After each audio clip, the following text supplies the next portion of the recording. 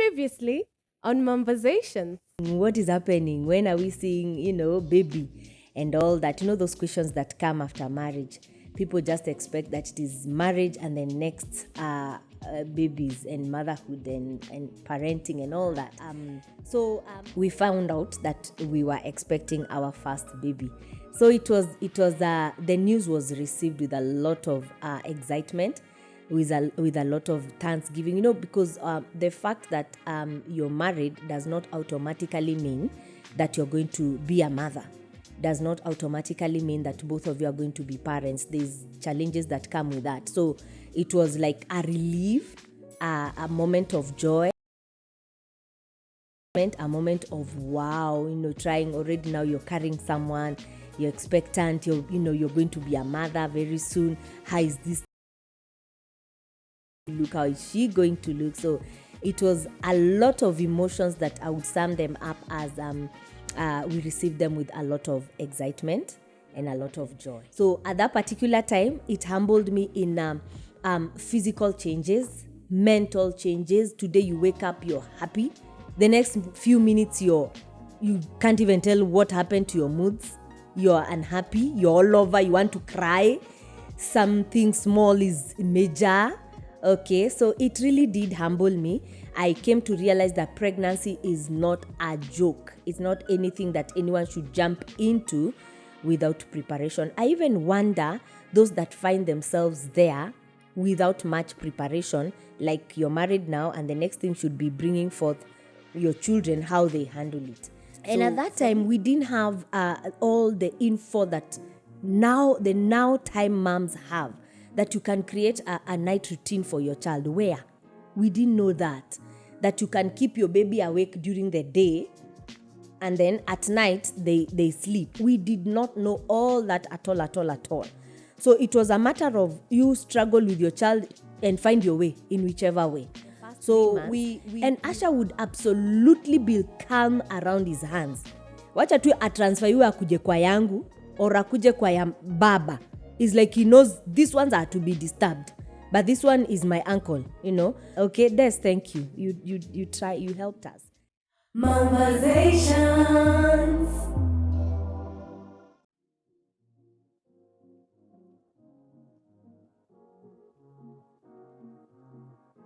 So I remember one particular night that the baby did not sleep a wink the whole night. And as I was talking to my director, he mentioned something of the same before we began the recording. So he mentioned something of the sort. So that particular night, the baby did not sleep at all. And Des was there. My brother-in-law, the one now that was, managing him very well. So we wonder what was wrong with the baby. And it was dire crying. The boy cried. We washed him. He showered in the night at around 4. We cleaned him and he still was not keeping quiet. So in the morning, it was around 6 and still he hasn't slept. He's still so fidgety, crying at the little, least provocation. Anything little would make him cry. So the next day we called mom and we told him, we don't even know what's happening. Usually this is not his pattern. So by the time mom was coming, we had already found out what the issue was because the boy did not sleep a wink. Remember, even as we had been awake the whole night, the three of us, my husband and I, and my brother-in-law. So when we now was washing the baby again at around 8:39 in the morning, is when we realized blood on his kavest, that karompa thing. We realized blood and we were so shocked. We didn't understand what really happened. So we wanted to clean him up again because we had washed him in the night to see at least if he'll get the comfort and sleep. So now we were removing his clothes and changing him. Then we realized his white t-shirt had blood stain on the back of his neck. So on checking, we found a big hole on the back of his neck. On realizing the boy had a boil that now was so painful that it bursted. We didn't even clean him because I think when the boil bursted and then removed the pus and the blood, he got the relief. So as we were changing him, he slept. So before, as mom was coming at around 11:30, found the boy absolutely hata unainua mkono hivi aski because he never slept the whole night. So what mom did, he just helped us with sweet moms. Okay, she helped us clean the house, made food for us, and disappeared. We slept with the baby until around 4. The whole house, the 3 of us, my husband and I, and my brother-in-law. So the sleepless, restless nights were there. I count them very well for up to 3 months.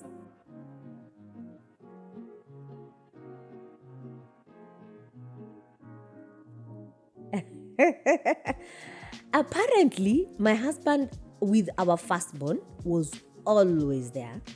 As I went to look at it, his schedule was not as demanding.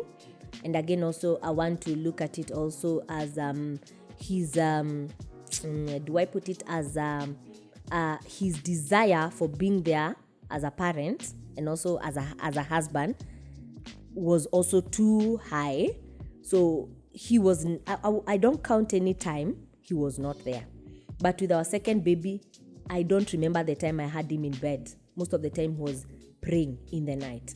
So with our first baby, Rev was there day and night, mostly, especially in the nights with helping with the baby. He was there 100%.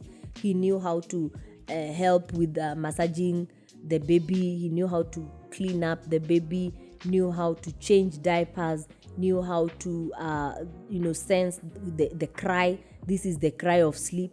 This is the cry of hunger. This is the cry of just restlessness and all that, maybe pampers and all that. He knew all those cries because he was there from day one to the end. So during the days when he would just disappear a little, but in actual sense, our first baby, he was there 100%, especially the first 3 months.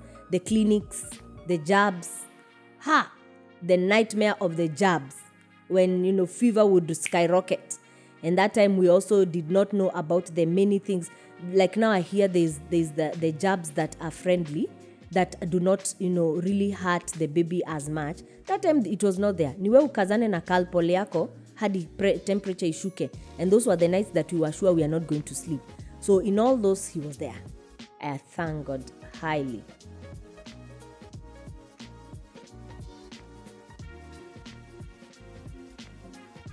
It went south. As a first-time mom, the balance went south. Absolutely. It was not an easy one. It was not an easy time to even remember that you're supposed to be a wife, because there's this little person that has come here that has taken absolutely all your attention. So the balance was not easy to make. I would just say that that is where most of the women get to lose their husbands, because the baby comes with a lot of high demands. And understanding that there's a new change and there's a new person that has come your way that desires or requires more attention, and they cannot do much for themselves. I'd say balance went off. Kabisa. Absolutely, I lost it. My attention was much on my baby.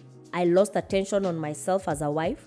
I lost my attention on my husband. I lost attention on sasa ministry ndio hata ikuwa anywhere. Because I remember for some time before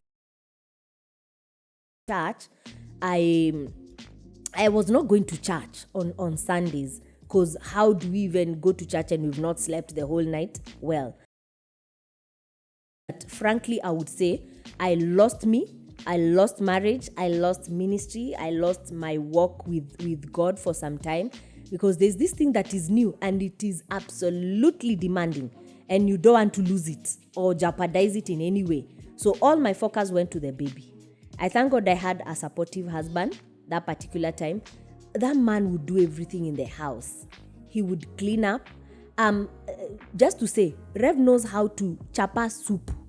He really looked after me when I got the baby. He was just shown 1, 2, 3 by mom, and then he picked it up very well. I took soup for 2 consecutive months. I took uji, that courtesy of him who would make, for 2 consecutive months. I ate njahe for 2 consecutive months. Remember, I started with njahe, before, giving birth, because that was my meal. Boiled njahe with boiled waru and some carrot thrown inside there that I would put aside very quickly. I didn't want carrots. The sweetness of it was not nice. So I would eat boiled njahe and boiled waru. What a combination. And so he would take care of us. He would, by the time he leaves the house, he would make sure the house is clean. Baby clothes are cleaned. Pampers had started coming. So I was using Pampers at that particular time. Baby clothes are cleaned. And then the house is clean and I have food. I have tea that he would make only milk only. One flask would be tea, the milk only, and then would have the original cocoa, the brown one, and then have uji, another flask of uji, and then have lunch that was already in a plate. For 2 good months, I never touched a spoon to clean. He really took care of me, and I have no back issues. This thing is true. They say when a woman gives birth and you go back to house calls very fast, you develop easily back issues. For me, for my both children, I don't have back issues. And then I would take soup in the night because he would come and reboil the bones. Then we would eat those, oxtail, the bones and all that. We became fat. I added weight, the weight that I was fighting for. By the time I was going back to clinic, I was weighing almost 55 point something, 56 kgs post delivery. And it's because of how well I was being taken care of in eating and all that.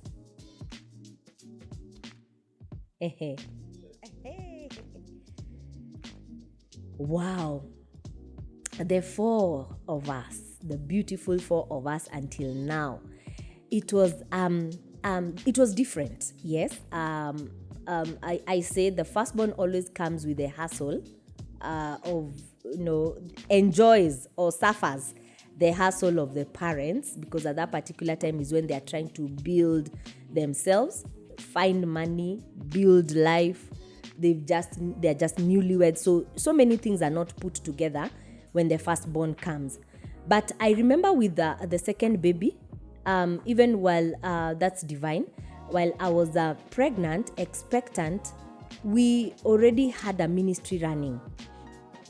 We began Sound of Abundance Church 2011 April, and by that time I remember I was 4 months expectant.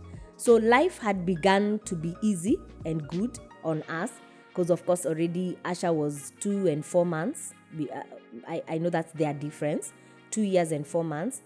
And so by that particular time, I remember very well, life was easy. We had so many people living with us. That time I had a house help. With Asha, we had gone to Nakuru for ministry there, Shalom Cathedral, Nakuru Highway. Just as we enter Nakuru, there's like a town there, I'm forgetting the name of it. And then now we came back to Nairobi. With Asha, it was a lot of hustle and bustle. But with Divine, now 2011, 4 months pregnant, that is around April. I was 4 months pregnant with her, and life was a little bit easy. I remember I had a house help, and I was living with my sister-in-law, who was very handy, and the house help also was coming in very handy. The pregnancy also was not easy. Same pattern, disliking everything. The same way it happened with Asha is the same way it happened with Divine. So with me and food and comfort during pregnancy, I don't understand the way people say I have never puked a day in pregnancy. For me, I puke. Matter of fact, puking is what tells me I'm expectant. And another satanic nausea that cannot allow food stay in my stomach. So my pregnancies are, that's the mark of it. So with that, the difference was major. When I was getting Divine, by the time I was giving birth, we moved to a maisonette. So that can tell you also, life was easy. We were living in a 2-bedroom house.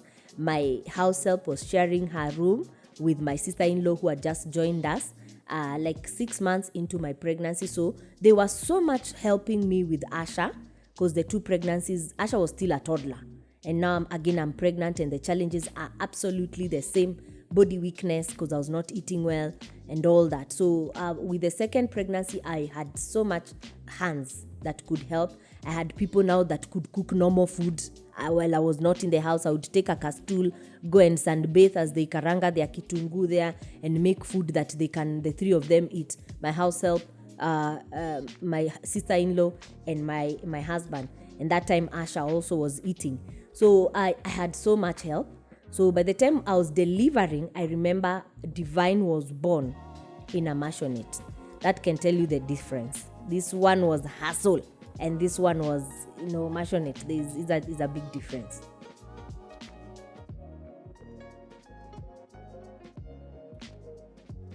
Hey. Until today, at 15 and 13, they are disciplined. So the first time I cannot even remember very well because kiboko utembea anytime huko, even in church. I'm that kind of an African mom. There's a time a Rev came and found a war in the office. I was just disciplining someone after service. So for me, I believe in not beating, not spanking, but I believe you cannot put the rod far.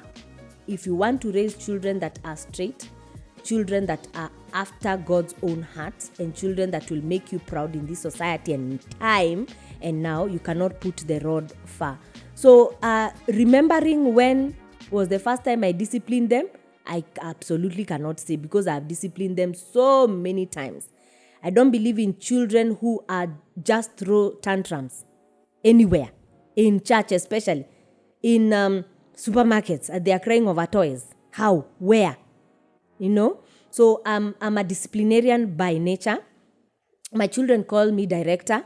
My sister is the one who began that name, Pauline. She calls me director, head teacher. I have all those disciplinarian kind of names because by nature I'm a disciplinarian. I don't believe in bad behavior. So really that question I can't answer because I began a long time ago. As they are breastfeeding, I don't believe in a child just misbehaving. By any chance anauma tu nyonyo. No. And I think that's discipline. Beginning from there, my children began discipline from the time they understood wrong and right. So I can't actually pick on the first time that happened. But until today, it does happen. I'm not, what do you call it, go and have what do you call it, a me time? A timeout? No, I'm not a timeout parent. I believe in squaring it as it comes. If it needs kiboko, it gets it. If it needs talking out and maybe it's something you missed out, let's talk about it. They understand that very clearly.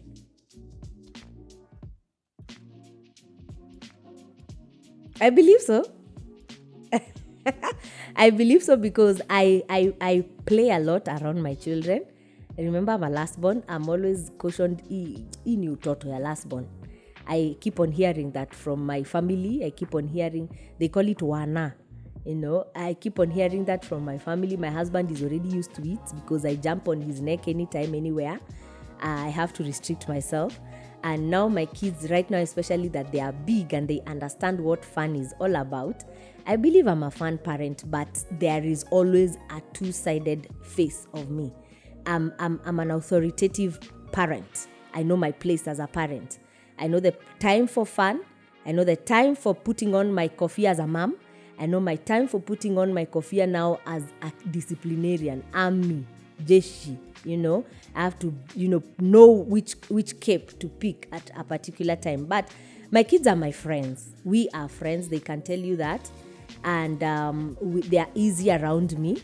We really, really play. At times we play until Rev chases us, feels we are now too much. Either when he's in the sitting room, he's just, can you all go upstairs? I'm trying to listen to something.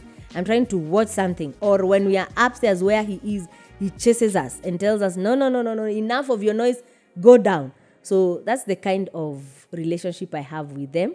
But everyone knows their lanes and they know where not to step so that they don't provoke a certain side of me that they don't want to see.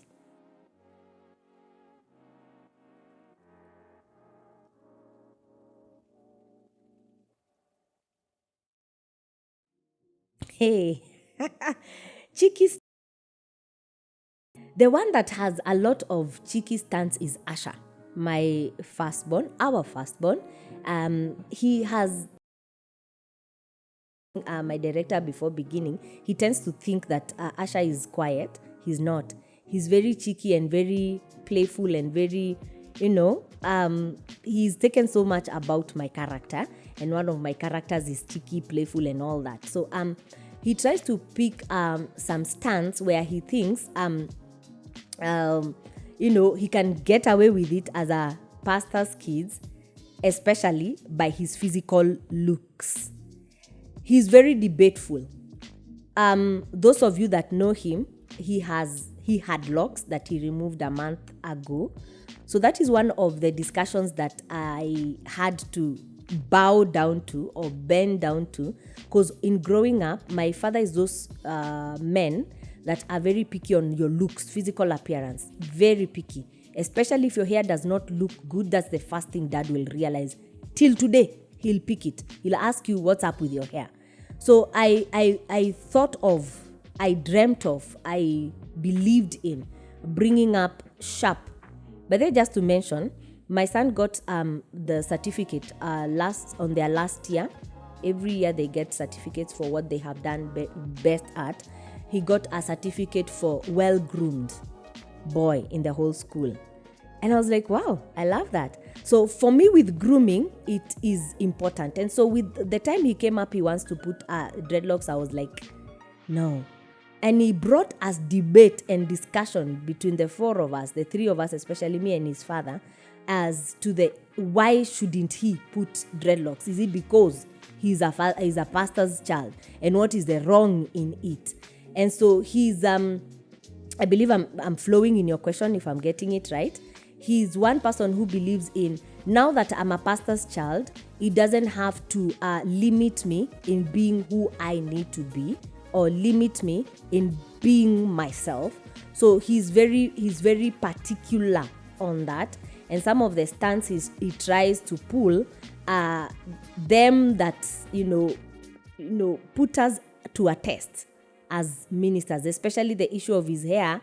Looking at his father is also very neat, a neat man, as from head to toe. So his hair was a challenge for us. We felt dreadlocks would not be neat, dreadlocks would not be kept well, but he proved us otherwise. The time for his retouch, he's the one who'd remind us. He had a communication with his salonist, and we didn't have a challenge with that until he decided again to pull them down, have a break, and then again go back to them, unfortunately. So we thank God. So I think basically, that's it. Divine is a freelancer. Divine is like his father. She's like the dad. She's one person who doesn't like limitation on anything, and she's also very slippery. If you're not careful with her, atakutoka. Having such a child as a pastor, you need to have your eyes on, and especially a baby girl, okay, a girl child. So one thing about her, she's always in her own cocoon. She never disturbs you, and she also doesn't want you to come in her own world. She's okay knowing that you're around, but don't come budge where she is. So with her, I think the pulling the stance is and putting us to test as pastors with her is that we have to have our eyes really on with her, because she can be slippery. But with Asha, it's easy to mark his steps.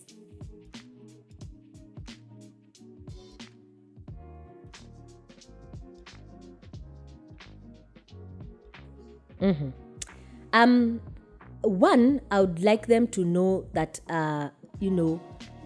life has different sides. Okay, I would like them to know of the spiritual. I'd like them to know of the physical. I'd like them to know of the emotional, the mental, economical, financial, and all that. So all the aspects that make life, I'm careful. And that is one of the things that we usually have as a talk most of the time in the house. I'm careful to train them over all that and over it as a parent. Aside from it, the major thing I want them to know, and I keep on training them and teaching them over it, is life is an assignment. You have limited time to accomplish everything that God brought you into this world to accomplish. It's not an empty space that God found you fit to fill. No. You have an assignment. You came to this world for a certain period of time to accomplish a certain assignment that you should be careful not to miss. Lest you go to heaven and God asks you, what did you do with your time on earth when I placed you in certain places? And then you have no answer to give. So basically, life has different faces. Life has different angles. Life has different arenas that you need to be very careful to know of. But apparently, in a nutshell, life is an assignment that you should be very careful to accomplish that assignment while you are on earth. And also not to miss out on your appointed assignment.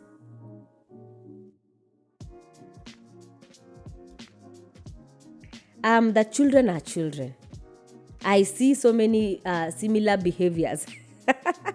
Similar behaviors with the adult children who are spiritual children with my biological children. That as a mother, you have to learn and know that you're two. That's two. That as a mother, you have to learn and know your children differently, how they behave, that they are differently made, how they carry themselves, that they cannot all, even if as much as they can be twins, they cannot behave in the same way.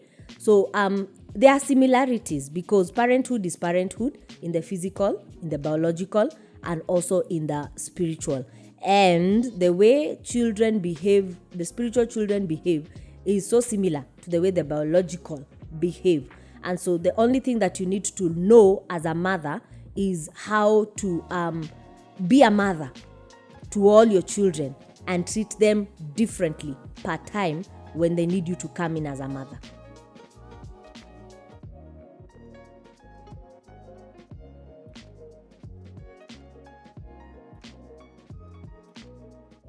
Wow.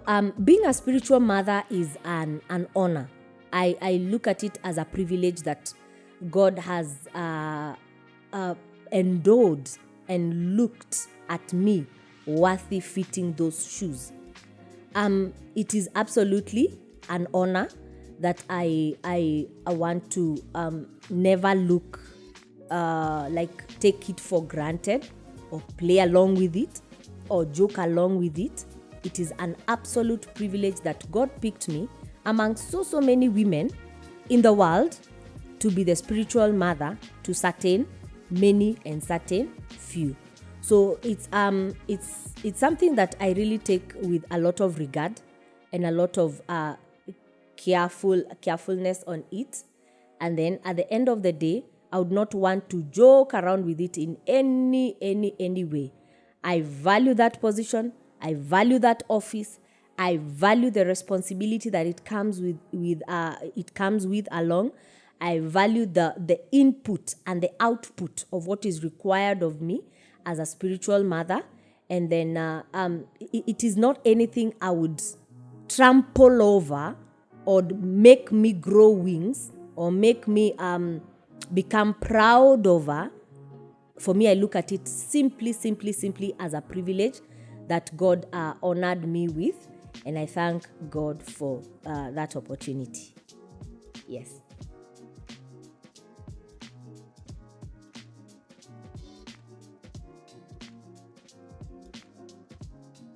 Oh my God. This photo is very special. Hey, I love the whatever, what do you call it? The box. It's very sharp. And now I don't understand what was happening to me. I was very tiny and thin. We are holding Asha right here, our firstborn. And looking at him was like around 3-4 months, thereabout. And we were living in Nakuru. Yes, this is the time we were living in Nakuru. We were in Nakuru for ministry for around 1 year, 4 months, thereabout. And so when we used to come to Nairobi, we used to live or stay with my elder sister, Pauline. Okay? So this time we are in her house and it was just one of those visits that we were having. just to breathe, have a breather and come and say hi to people in Nairobi, then go back to Nakuru. So this photo is very memorable. It reminds me of a time where, humble beginnings. My God, I'm looking so humble right here. And Rev is looking so himself. And Asha is so tiny right here. And this was my sister's house along somewhere in Inako. And it was a beautiful time that we used to visit Nairobi. Most of the time we used to come and do shopping for clothes. Yeah, because Nakuru was a little bit that time not having so much of what we really wanted. So this was those days that we, remember very good memories of this time. Yeah, it was our season in Nakuru. Thank you for watching this episode of Momversations. If you've enjoyed it, give us a like and drop a comment in the comment section below. Don't forget to subscribe and share this podcast. Catch you on the next one. God bless you.